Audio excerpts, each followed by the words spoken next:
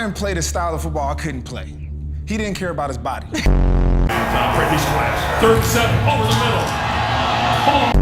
I would take a shot that I don't see, as long as I don't get hit by James Harrison. Polamalu. That's a block. He will throw hands on the field before a game because fighting and being respected was more important to him than anything in the world. So do you like being called NFL young boy? I am the young boy of the NFL, so.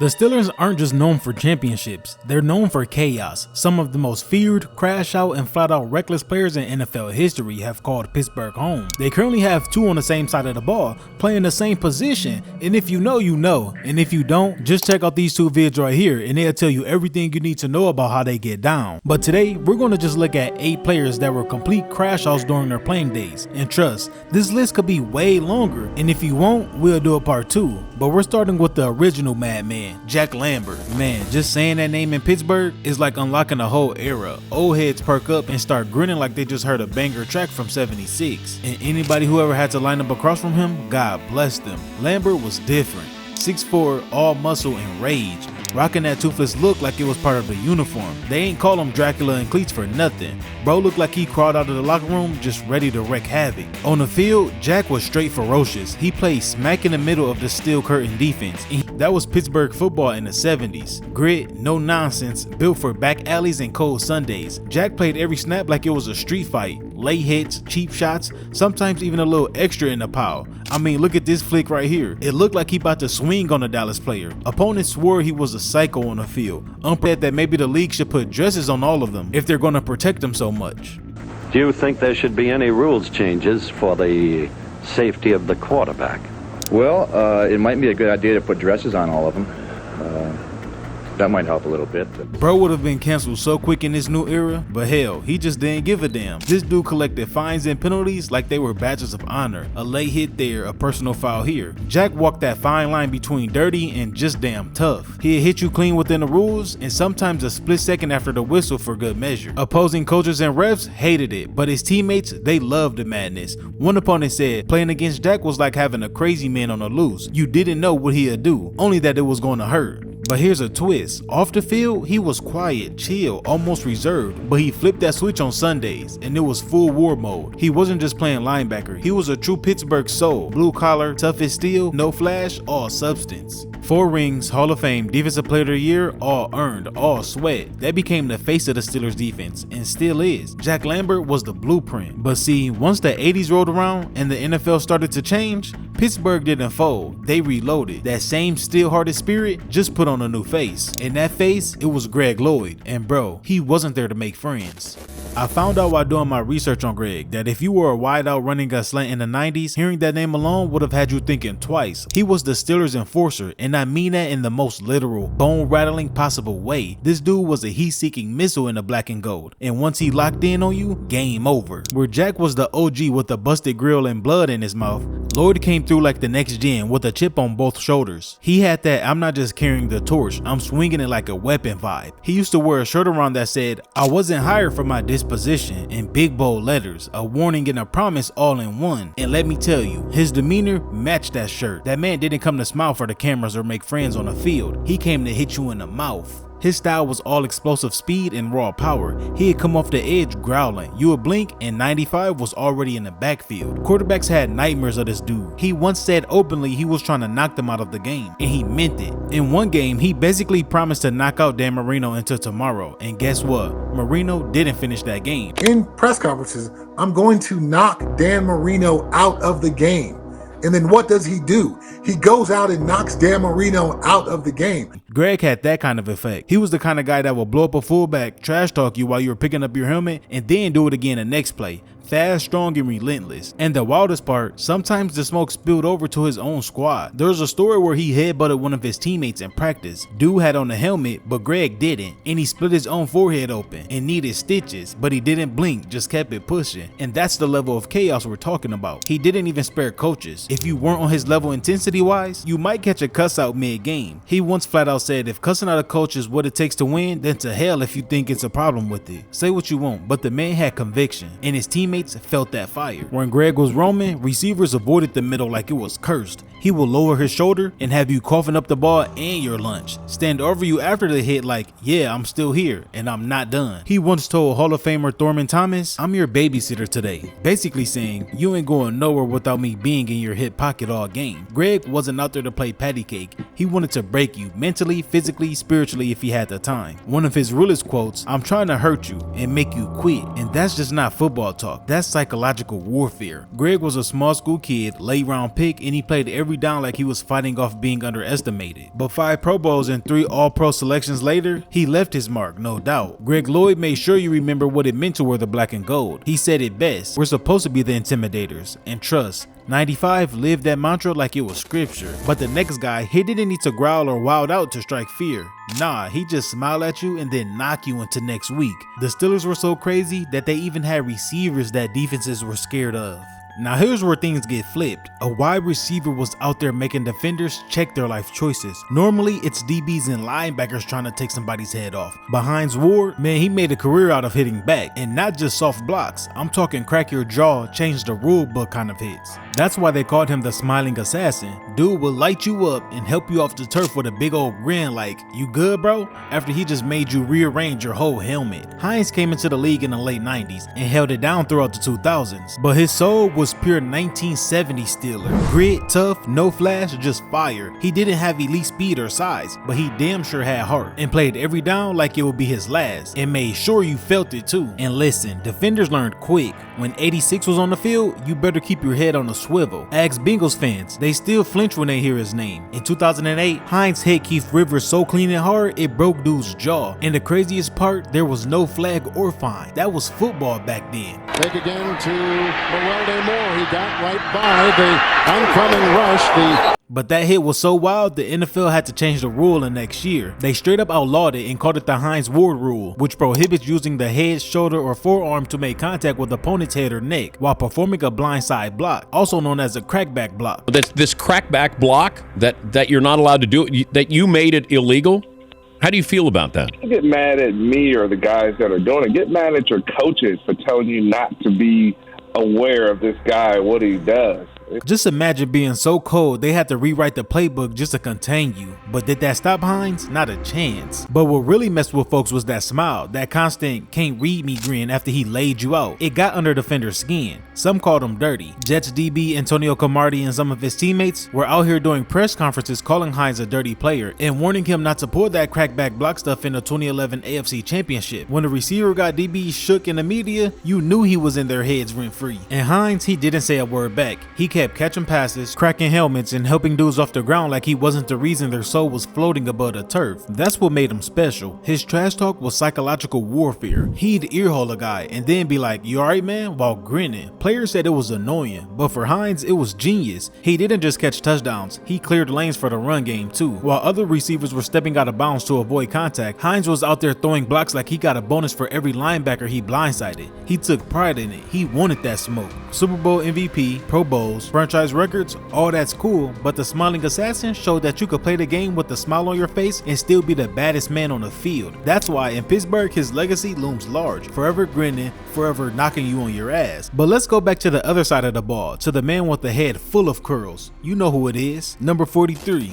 Listen, Troy wasn't the loudest in the room, real soft-spoken, all yes sir, no sir type. But between those white lines, whole different story. Soon as Sunday hit, Troy turned into a hitman on a mission. One minute he's chilling, next minute he's leaping over linemen like he had springs in his cleats. That's why they called him the Holy Hitman, cause he moved with grace and he hit with vengeance. You really couldn't prepare for him. Officers would spend all week trying to figure out where he'd line up, and he'd still pop up somewhere unexpected. Quarterbacks and running backs never knew where Troy would appear from. Legendary defensive coordinator Dick LeBeau said, we always know where he's going to be, but we're not always sure how he's going to get there. Troy's instincts were otherworldly. He might line up deep at safety one play, then creep up to the line and crouching like a panther ready to pounce. In a split second, he'd shoot through the gap to snag a running back's ankles or spring up for a one-handed interception. These spontaneous maneuvers sometimes left coaches and teammates shaking their heads in awe, like, what the hell did we just see? His defensive coaches stayed yelling at him, like, that's not what we called, but somehow it worked. Troy played like like the rules didn't apply to him, but not in a wild and reckless way. No, he played like he could see the future 2 seconds ahead, and that's what made him so dangerous. He didn't trash talk, didn't bark after a big hit. He just pray, smile, and blitz the A-gap like he shot out of a cannon. I tell you what, anytime Troy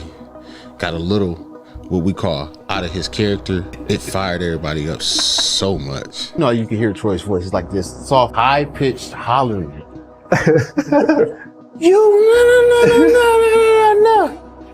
It's over with for you. 10 and done. Beep, beep. I'm like, is that true? The whole defense loses it. Oh, we're going crazy. And he played with zero fear. Zero. Troy's playing style was as risky as it was thrilling. He flung his body around with no care, raising concerns that his daredevil tactics could lead to injury either to himself or others. Indeed, Troy did battle numerous injuries, concussions, sprains, you name it. A testament to his reckless courage with which he played. At times, he even admitted he'd hide symptoms to stay on the field, a choice that made coaches nervous. Dude was out there sacrificing his whole health bar for the team, and Pittsburgh loved him for it because it wasn't flashy, just fearless. He'd wreck a whole drive, then help you up and walk away like nothing happened. That humble killer energy, and there's just something poetic about it. A man of deep faith who bowed his head in prayer before unleashing havoc on the football field. He hit like a linebacker, moved like a corner, and guessed plays like he had the offensive playbook in his back pocket. And let's be honest, he made some of the coolest plays we've ever seen. One-handed picks, leaping sacks, tip drills to himself. The kind of stuff that make you stand up and yell, "No way," at your TV. But just when you thought Troy's brand of chaos was the peak of Pittsburgh's unpredictability, here comes the storm.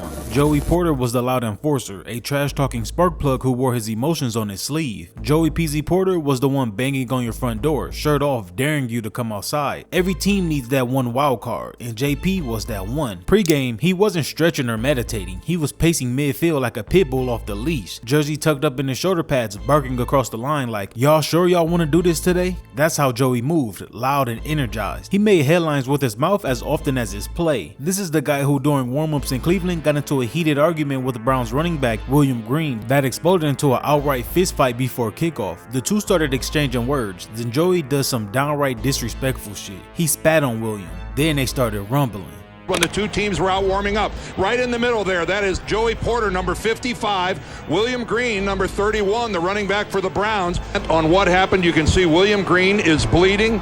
These were big-time punches being thrown. Fighting and being respected was more important to him than anything in the world. Joey even connected one and blooded Green's lip, and both were ejected before the coin toss. Joey set the emotional tone. Every week, every win or loss, you felt them. He called the coach soft before a playoff game and went out and helped shut him down to prove his point. It was as if Joey's words willed things into existence. He talked the talk, then went out and walked the walk, often stumping over quarterbacks in the process. And the ops hated him for it. Just listen to how Brandon Marshall was talking about him in the post-game interview.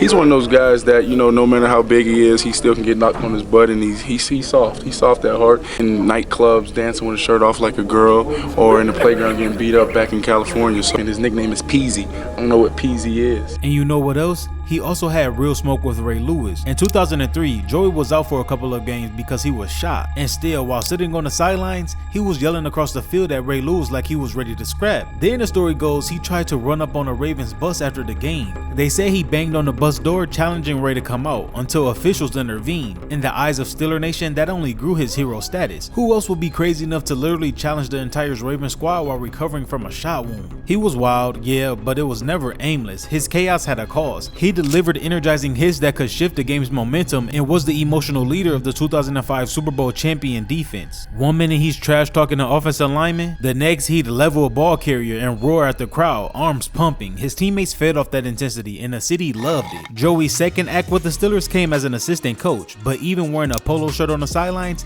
he couldn't suppress his fiery nature. In the infamous 2016 wildcard game against Cincinnati, chaos erupted late in the fourth quarter after a brutal hit on Antonio Brown. And guess who was in the middle of all the chaos, jarring at opposing players on the field? Coach Joey Porter, of course. He walked out to check on AB, but ended up in a shouting match with the Bengals defenders that drew a crucial penalty. Cincinnati's Pac-Man Jones lost his cool and shoved Porter, or a ref in a scuffle, earning a 15-yard flag.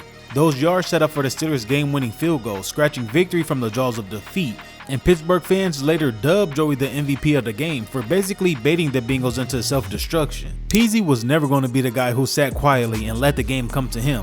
Nah, he dragged the game into the alley and made it fight. Some hated him, most respected him. Pittsburgh, they loved him because he can go out and talk his shit and back it up. Peasy was the loud one, the hype man, the trash talker who swung first and asked questions later. But just when you thought Pittsburgh couldn't get more unhinged on defense, here came the one dude even Joey wouldn't dare bark at. You don't know me, do you?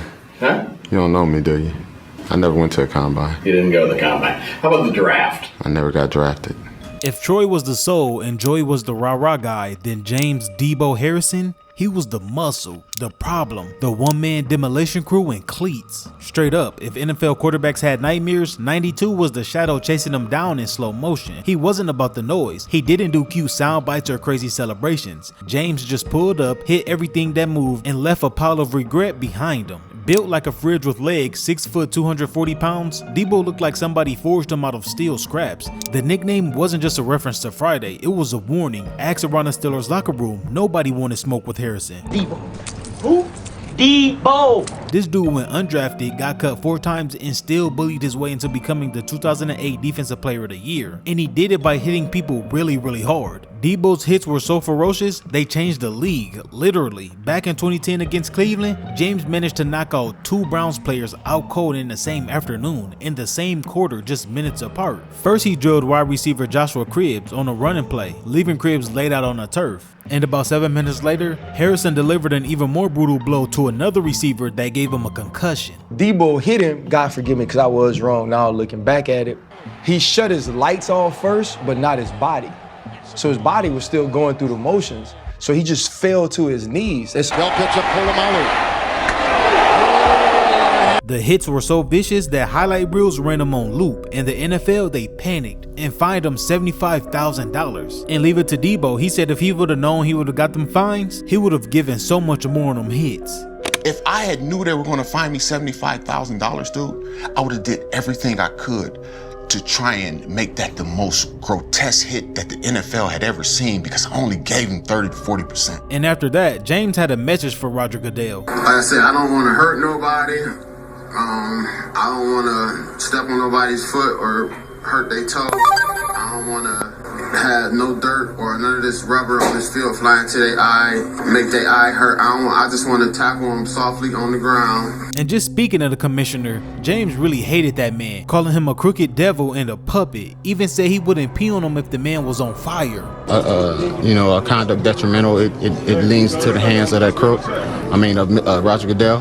He can do whatever he wants, that's just a collective bargaining agreement that the player signed. But to be honest, that was James. Raw, unfiltered, no PR training, just pain, pressure, and pure Pittsburgh. You couldn't tell the story of the Steelers' identity without mentioning him. While the rest of the NFL was on family trips in Cancun and resting on beaches, Harrison was flipping 1,000-pound tires and doing linebacker yoga with chains wrapped around his neck. But don't sleep, it wasn't just all big hits and fines either. James delivered one of the most iconic plays in Super Bowl history with his 100-yard interception return in Super Bowl 43. A momentum-swinging coast-to-coast pick six that showcased his athleticism and wheel. That play alone cemented his legacy in Pittsburgh, a shining example that James could beat you with just more than brute force. But one thing's for sure, nobody carried that undrafted chip harder. Nobody made the NFL flinch like James. And no matter how many fines they threw at him, he never backed down, never softened up. You just couldn't tame him. But just when you thought the Steelers' defense legacy couldn't get more savage, there was another enforcer lurking in the secondary.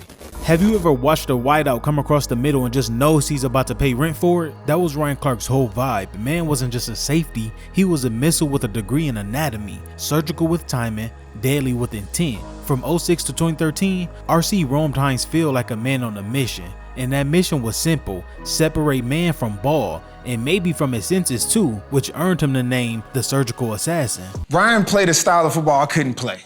He didn't care about his body. He didn't care. They laughing, but he's so dead ass. He wasn't built like your typical enforcer, not some 6'3", 230-pound monster. Nah, but what he did have was that fearless dog in him, instincts sharp, eyes locked in on the target, and when he triggered downhill, boom. It was like getting hit by a train. Steelers Nation lived for it. That second of silence before contact, then the explosion that rattled helmets and filled the air with gasps and cheers. You knew it was coming. The question was, did they? But nothing quite defines his legend better than that 08 AFC title game hit on Willis McGee.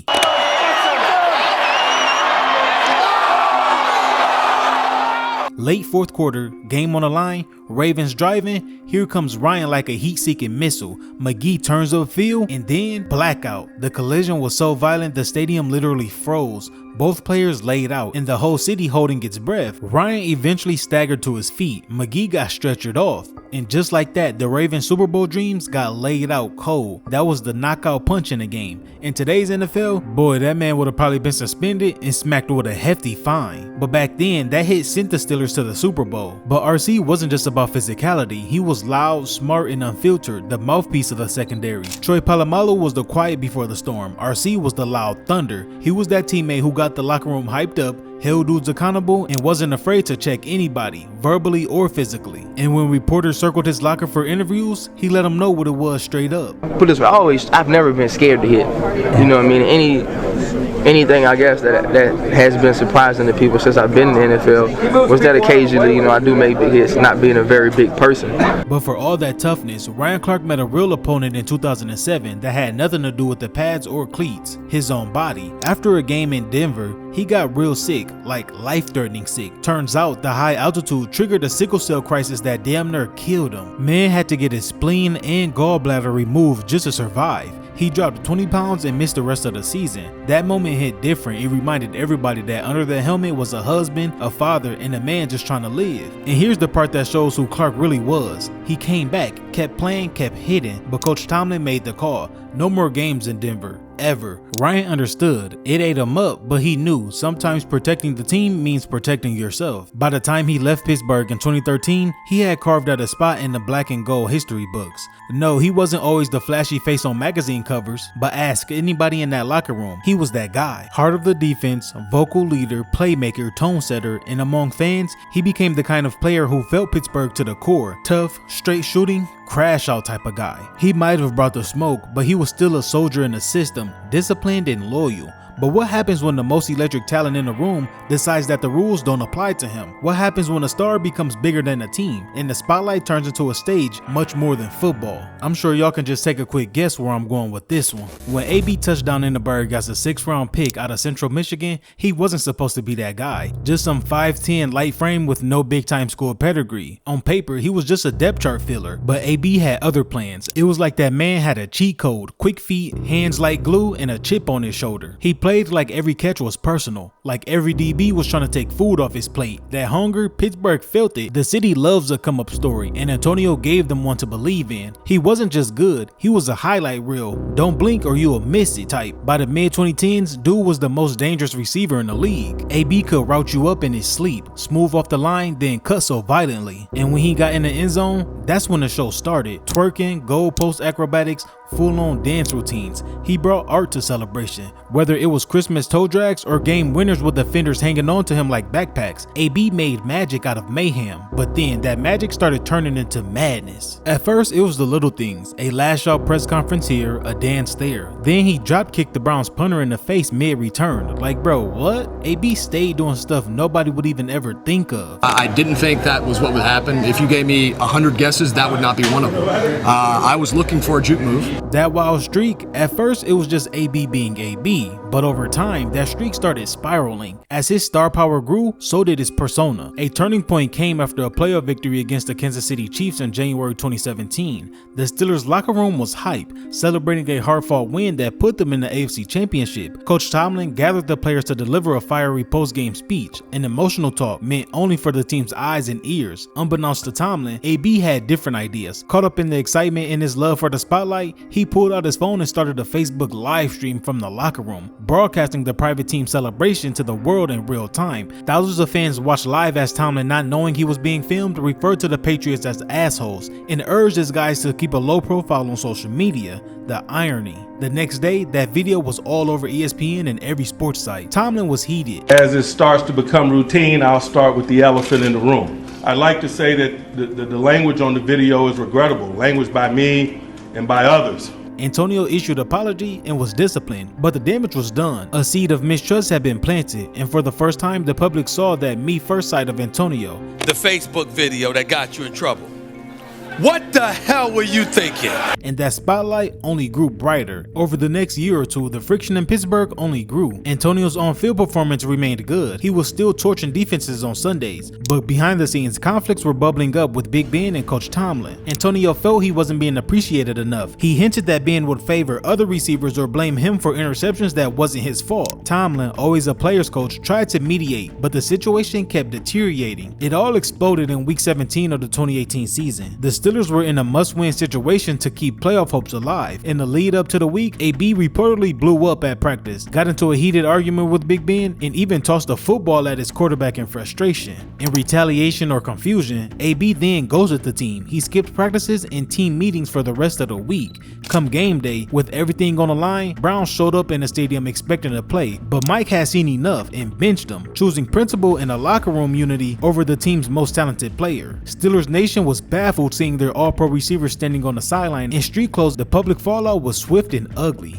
AB left the stadium at halftime, and by the next day, he was venting on social media with cryptic posts and comments that aired out his grievance with the team. He subtweeted about not being appreciated and took shots at Ben's leadership, and essentially said his goodbyes to the Steelers in his own way. Now, if the story ended there, it would already be one for the ages, but his saga was only entering its wildest chapter. Then came the Raiders, the frozen feet, the helmet saga, and the Gruden tape, and somehow that wasn't even the wildest part. He bounced to the Patriots, then the Bucks, where he finally got a ring, but even that ended with him ripping off his jersey and running off the field mid-game. Antonio was the kind of player who could dominate a game and dominate headlines all in the same breath. He went from the best receiver in the league to the biggest crash out in sports, and yet for all his drama, all his madness, you still felt something watching him. You still talk about him, and that's what makes him one of the most controversial and intimidating talents to ever rock the black and gold. AB didn't just play in Pittsburgh. He stamped his name in the city's history for better or worse.